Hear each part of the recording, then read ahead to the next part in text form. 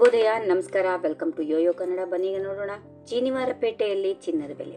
ಚಿನ್ನದ ದರ ಮತ್ತೆ ಇಳಿಕೆತ್ತ ಮುಖ ಮಾಡಿದೆ. ನಿನ್ನೆ ಹೆಚ್ಚಿದ್ದ ಇವುಗಳ ಬೆಲೆ ಇಂದು ಕುಸಿದಿದೆ. ಬೆಂಗಳೂರಲ್ಲಿ 22 ಕ್ಯಾರೆಟ್ನ 10 ಗ್ರಾಂ ಚಿನ್ನಕ್ಕೆ 150 ರೂಪಾಯಿ ಇಳಿಕೆಯಾಗಿ 71,350 ರೂಪಾಯಿ ಆಗಿದೆ. ಹಾಗೆ 24 ಕ್ಯಾರೆಟ್ನ ಚಿನ್ನ ಅಪರಂಜಿದು 160 ರೂಪಾಯಿ ಇಳಿಕೆಯಾಗಿ 77,840 ರೂಪಾಯಿ ಆಗಿದೆ. 1 ಕಿಲೋಗ್ರಾಂ ಬೆಳ್ಳಿ ಬೆಲೆ 100 ರೂಪಾಯಿ ಇಳಿಕೆಯಾಗಿ 92,400 ರೂಪಾಯಿ ಇದೆ. ನಿನ್ನೆ ಸ್ಥಿರವಾಗಿದ್ದ ಬೆಳ್ಳಿ ಬೆಲೆ ಇಂದು ಇಳಿಕೆಯಾಗಿದೆ. ದೆಹಲಿಯಲ್ಲಿ 24 ಕ್ಯಾರೆಟ್ನ ಚಿನ್ನದ ಬೆಲೆ 76,460, 22 ಕ್ಯಾರೆಟ್ನ ಚಿನ್ನದ ಬೆಲೆ 70,088 ರೂಪಾಯಿ. ಹೈದರಾಬಾದಲ್ಲಿ 24 ಕ್ಯಾರೆಟ್ನ 10 ಗ್ರಾಂ ಚಿನ್ನದ ಬೆಲೆ 76,710 ರೂಪಾಯಿ, 22 ಕ್ಯಾರೆಟ್ನ ಚಿನ್ನ 10 ಗ್ರಾಂಗೆ 70,380 ರೂಪಾಯಿ. ಚೆನ್ನೈಯಲ್ಲಿ 24 ಕ್ಯಾರೆಟ್ನ 10 ಗ್ರಾಂ ಚಿನ್ನದ ಬೆಲೆ 76,810, 22 ಕ್ಯಾರೆಟ್ನ ಚಿನ್ನ 70,409. ಬೆಂಗಳೂರು, ಮೈಸೂರು, ಮಂಗಳೂರು, ಬಳ್ಳಾರಿ ಮತ್ತು ದಾವಣಗೆರೆ ಸೇರಿದಂತೆ ಕರ್ನಾಟಕದ ಪ್ರಮುಖ ನಗರಗಳಲ್ಲಿ ಚಿನ್ನದ ಬೆಲೆಗಳು ಹೆಚ್ಚು ವ್ಯತ್ಯಾಸ ಇಲ್ಲದೆ ಒಂದೇ ರೀತಿ ಇರುತ್ತವೆ. ಮೇಲೆ ತಿಳಿಸಿರುವ ಬೆಲೆಗಳು ಮಾರುಕಟ್ಟೆ ಬೆಲೆಗಳಾಗಿದ್ದು ಜಿಎಸ್ಟಿ ಮತ್ತು ಮೇಕಿಂಗ್ ಚಾರ್ಜ್ಗಳನ್ನ